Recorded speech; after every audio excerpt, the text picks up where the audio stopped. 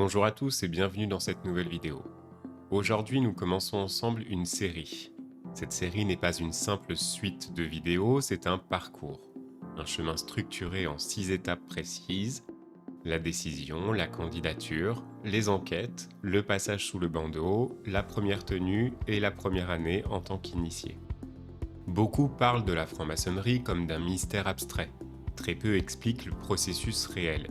Ici, nous allons faire l'inverse. Nous allons suivre le trajet exact d'un profane jusqu'à ses premiers pas d'initié. Sans fantasme, sans sensationnalisme, mais avec rigueur, comme d'habitude. Chaque épisode correspond à une étape concrète, chaque étape impliquant des choix, et chaque choix ayant des conséquences. Si vous regardez cette série dans l'ordre, vous comprendrez la logique complète. Si vous la regardez partiellement, vous manquerez le sens global. La franc-maçonnerie n'est pas un événement, c'est un processus. Et tout processus commence par un moment décisif. Dans cet épisode, nous allons analyser ce moment précis, celui où l'on cesse de s'interroger et où l'on choisit. C'est parti. Alors personne ne devient franc-maçon par hasard. On ne frappe pas à la porte d'une loge comme on s'inscrit dans une association sportive. La décision n'est pas sociale, elle est existentielle. Un jour, quelque chose dérange, un vide apparaît, une question insiste. Pourquoi est-ce que j'ai l'impression de passer à côté de moi-même ? Pourquoi le monde semble fonctionner sans que je comprenne ses règles profondes ? Pourquoi est-ce que j'ai soif d'un sens que personne ne m'explique vraiment ? La franc-maçonnerie attire souvent ceux qui ne se satisfont plus des réponses superficielles. Mais attention, chercher ne suffit pas. La vraie question n'est pas suis-je intéressé par la franc-maçonnerie, mais plutôt suis-je prêt à me remettre en question ? Car la décision d'entrer en franc-maçonnerie n'est pas une décision intellectuelle. C'est une rupture intérieure, un choix de transformation. Historiquement, les loges n'ont jamais recruté pour remplir des chaises. Elles attendent un homme libre, un homme capable d'assumer une démarche volontaire. Alors quand je dis homme, c'est homme ou femme, bien sûr. Avant la candidature, avant les enquêtes, avant même le passage sous le bandeau, il y a ce moment précis, invisible, silencieux. Le moment où le profane comprend que rester comme il est lui coûte plus cher que de changer. C'est de ce moment que nous allons parler aujourd'hui. Si cette série vous intéresse vraiment, abonnez-vous maintenant. Pas pour consommer du mystère, mais pour avancer avec méthode. Chaque épisode suit un ordre précis, décision, candidature, enquête, passage sous le bandeau, première tenue, première année. Si vous manquez une étape, vous perdrez la cohérence du parcours.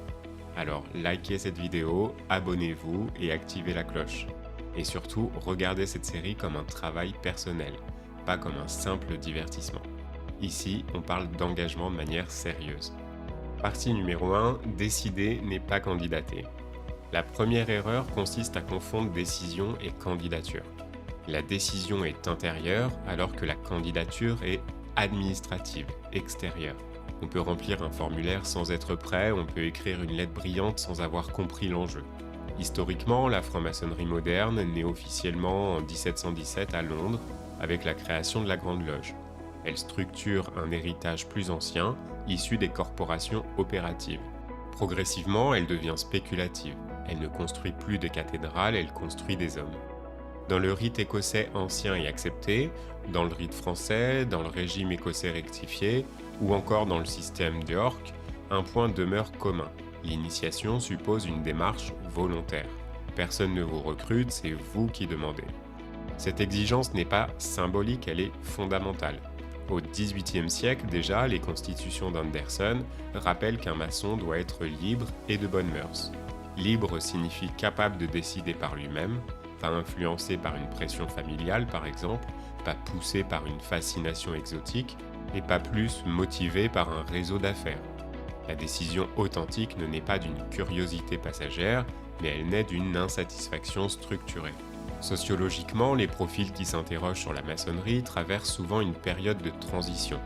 Un changement professionnel, un questionnement spirituel, une rupture personnelle, ou la recherche d'un cadre stable dans un monde plus liquide. Mais attention, la maçonnerie n'est pas une thérapie, elle n'est pas un refuge, elle n'est pas un club d'entraide psychologique. Elle est un système symbolique exigeant. Décider d'y entrer suppose d'accepter ces 3 réalités. Première réalité, vous ne maîtrisez pas tout. La culture moderne valorise le contrôle. La maçonnerie valorise le lâcher-prise progressif. Vous ne choisirez pas le moment exact de votre initiation. Vous ne choisirez pas les questions qui vous seront posées. Vous ne choisirez pas non plus le rythme. Deuxième réalité, vous serez observé. Avant même l'initiation, des enquêtes seront menées. Elles ne visent pas à juger votre réussite sociale, elles cherchent votre stabilité, votre cohérence, votre capacité à dialoguer. Troisième réalité, vous devez travailler. La maçonnerie n'est pas un statut, c'est un travail sur soi. Lecture, réflexion, rédaction, silence, écoute. La décision authentique commence lorsque vous comprenez que vous ne venez pas recevoir mais transformer. Symboliquement, la tradition parle de mort profane. Cette expression n'est pas dramatique, elle indique une rupture avec les automatismes. Le profane agit par réflexe social, l'initié apprend à agir par conscience. Cette rupture commence bien avant la cérémonie d'initiation. Psychologiquement, la décision correspond à un seuil entre l'identité héritée et l'identité construite. Beaucoup s'intéressent aux symboles visibles, l'équerre, le compas, le temple. Peu mesurent l'exigence invisible, accepter d'être remis en question par des hommes que vous ne connaissez pas encore. Dans les loges sérieuses, on ne cherche pas des convaincus, on cherche des chercheurs. La nuance est immense. Le convaincu veut confirmer ou appuyer ses idées, le chercheur accepte lui de les déconstruire. Stratégiquement, la décision doit répondre à une question simple. Suis-je prêt à investir plusieurs années dans un processus lent ? La première année ne révèle presque rien. Les 3 premières ouvrent à peine les bases. La profondeur se mesure en décennies. Si votre motivation repose sur l'urgence, vous serez frustré. Si votre motivation repose sur la construction patiente, alors vous serez aligné. Il faut également clarifier un point essentiel. Toutes les obédiences ne fonctionnent pas de la même manière. Le rite français n'aborde pas la symbolique exactement comme le RE2A. Le régime écossais rectifié introduit une dimension chrétienne explicite. Le rite d'York suit une structuration différente. Décider implique donc d'accepter de ne pas tout comprendre immédiatement. La décision mature accepte la complexité. Elle accepte de ne pas tout savoir avant de rentrer.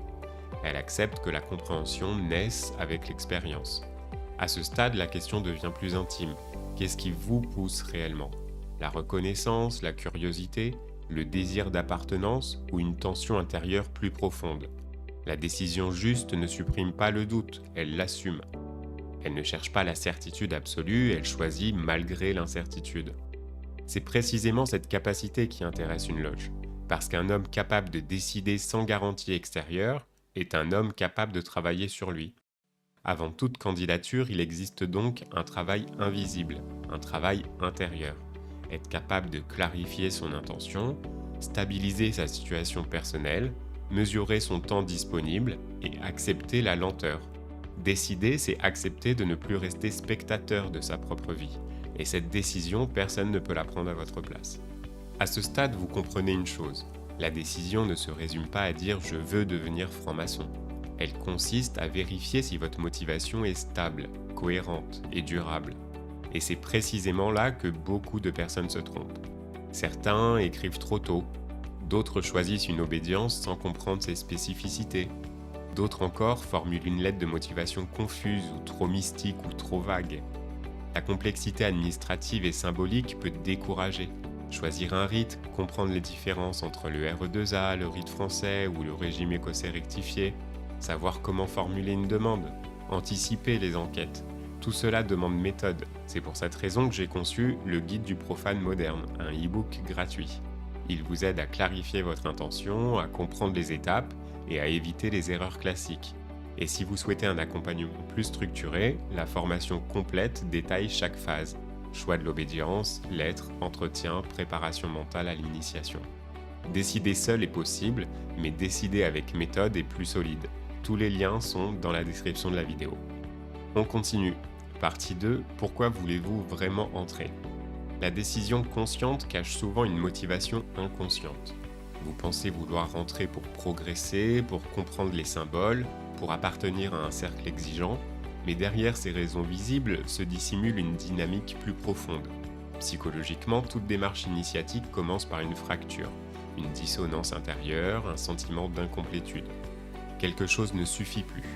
Votre réussite sociale ne comble pas le vide, votre stabilité matérielle ne répond pas à la question du sens, Votre culture intellectuelle ne transforme pas votre rapport à vous-même. La franc-maçonnerie attire ceux qui ressentent ce décalage. Mais attention, le décalage peut produire deux réactions opposées. Première réaction, la fuite mystique. On idéalise l'ordre, on imagine un savoir caché, on projette des pouvoirs symboliques presque magiques. Cette posture est dangereuse et elle conduit à une déception. Deuxième réaction, la lucidité structurée. On comprend que la maçonnerie n'est pas révélation instantanée, elle est un cadre de travail. La décision mature naît ici. Elle ne cherche pas une transformation spectaculaire, elle accepte un processus lent. Demandez-vous donc, cherchez-vous un choc émotionnel ou cherchez-vous une discipline intérieure? La loge ne promet ni miracle ni ascension sociale, elle propose un miroir, et beaucoup ne sont pas prêts à se regarder vraiment. La décision authentique consiste à accepter ce miroir sans garantie de confort. Partie 3, le mythe de l'appel mystérieux. Beaucoup parlent d'un appel, comme si la maçonnerie choisissait ses membres, comme si une force invisible orientait certains vers le temple. Alors cette idée séduit beaucoup, elle flatte l'ego, elle donne le sentiment d'être un élu. Historiquement pourtant, la tradition est plus simple. Dans toutes les formes régulières de la franc-maçonnerie, c'est le candidat qui demande, jamais l'inverse.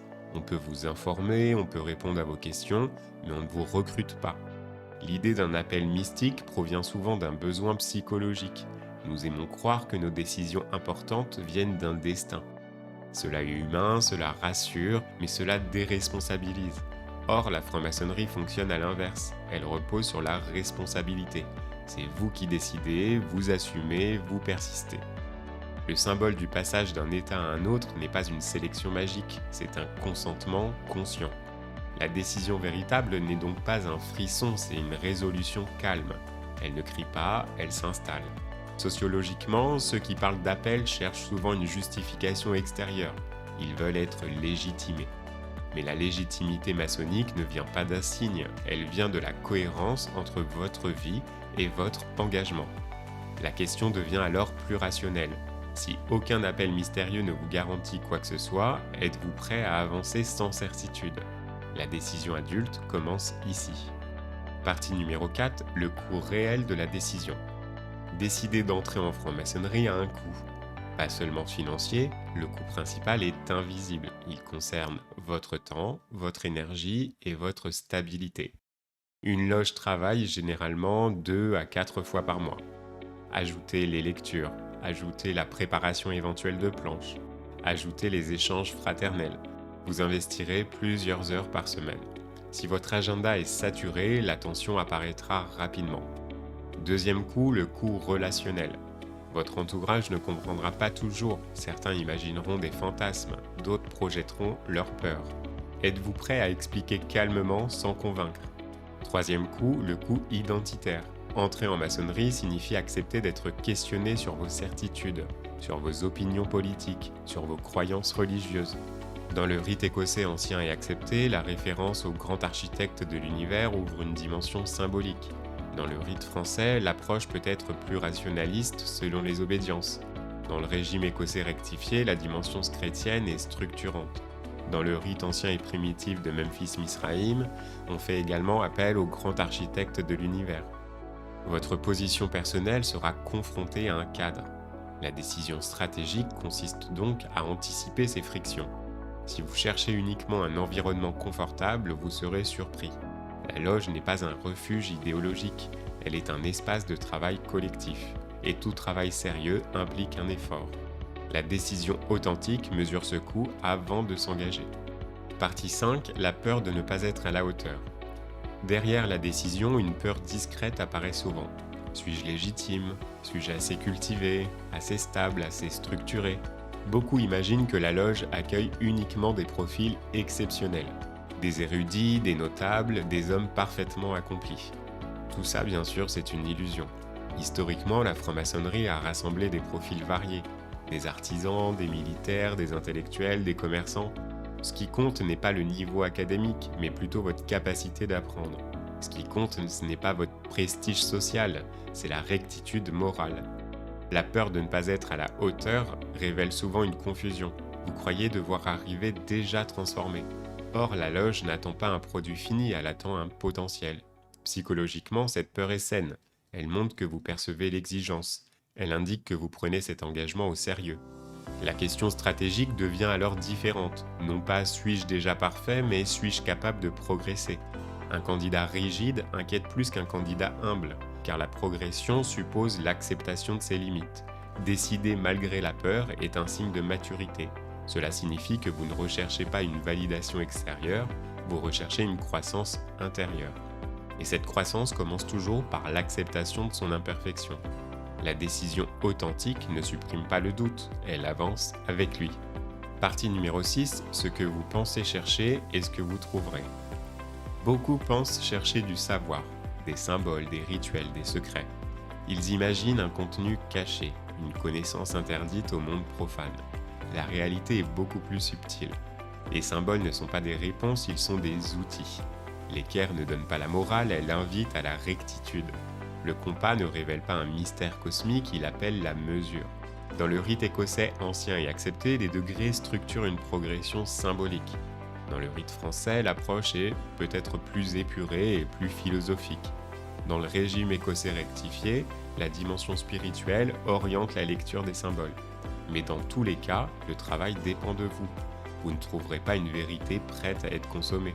Vous trouverez un cadre exigeant qui vous obligera à produire votre propre compréhension. Psychologiquement, cela peut déstabiliser, car nous vivons dans une culture de réponses rapides. La maçonnerie propose des questions lentes. La décision stratégique consiste donc à ajuster vos attentes.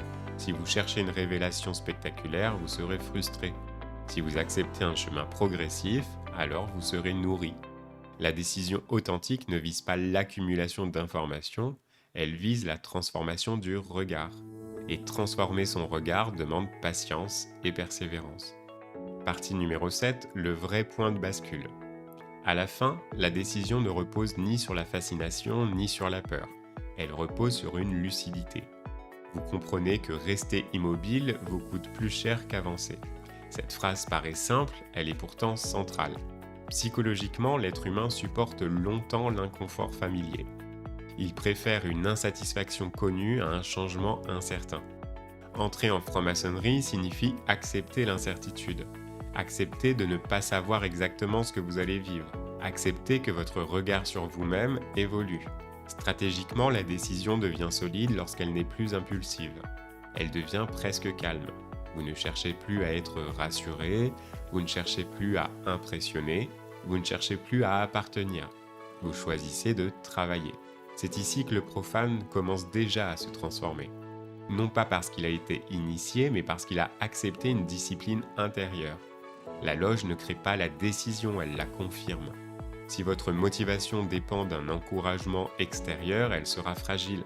Si elle naît d'un alignement intérieur, elle sera durable. Le vrai point de bascule n'est donc pas le jour de l'initiation, c'est le jour où vous acceptez d'être responsable de votre propre évolution. Et ce jour-là, vous n'êtes déjà plus tout à fait le même. Alors en conclusion, qu'est-ce qu'il faut retenir de cette vidéo ? La décision n'est ni romantique ni spectaculaire. Elle est silencieuse. Elle ne se prend pas sous l'effet d'un enthousiasme passager, elle se construit dans la durée. Vous avez compris que la franc-maçonnerie n'est pas un refuge, elle n'est pas un accélérateur social, elle n'est pas une promesse mystique, elle est un cadre exigeant.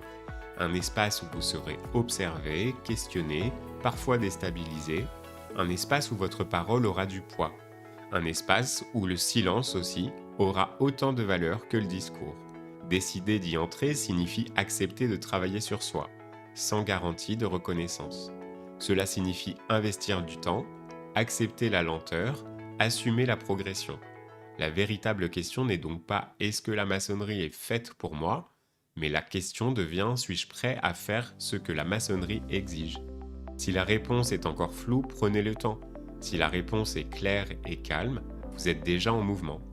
Dans le prochain épisode, nous aborderons l'étape concrète qui suit la décision, la candidature. Comment écrire, à qui s'adresser, comment choisir une obédience, comment éviter les erreurs qui ferment des portes avant même les enquêtes. Car entre décider et être initié, il existe des filtres. Et ces filtres commencent par votre demande écrite. L'épisode numéro 2 sortira dans 2 jours. Avancez avec méthode, la transformation ne commence pas dans le temple, elle commence dans votre décision. Enfin, je vous rappelle que les liens vers l'e-book gratuit et la formation sont dans la description de la vidéo. Je vous remercie d'avoir regardé cette vidéo et je vous dis à très bientôt sur le chemin du profane.